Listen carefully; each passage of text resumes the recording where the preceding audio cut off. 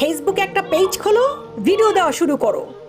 যেই মোমেন্টে তোমার মনে হবে তোমার হাজবেন্ড তোমাকে মূল্যহীন মনে করতেছে, যেই মোমেন্টে কেন রে ভাই, আমি তো মনে করি 18 বছর হয়ে গেলে প্রত্যেকটা মেয়ের নিজের পায়ে দাঁড়ানো উচিত, নিজের ইনকাম করা উচিত। তাতে তার মাথায় যদি কেউ পিস্তল ঠেকায় যে তুই কাজ করবি না, তারপরেও কাজ করা উচিত। যতদিন একটা মেয়ে ইনকাম করবে, যতদিন একটা মেয়ে সুন্দর থাকবে, যতদিন একটা মেয়ে গোছানো থাকবে, যতদিন একটা মেয়ে আত্মবিশ্বাসী থাকবে, কারো বাপের ক্ষমতা আছে তার চোখের দিকে তাকিয়ে কথা বলবে?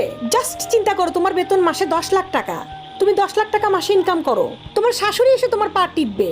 অবহেলা কাকে বলে ভাই? কাকে স্বামীরা দূর দূর করে? যে নিজে নিজেকে কখনো গুরুত্ব দেয়নি।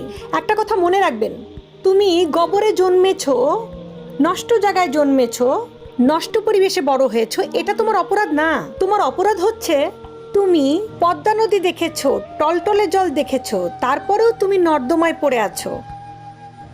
এটা হলো অপরাধ।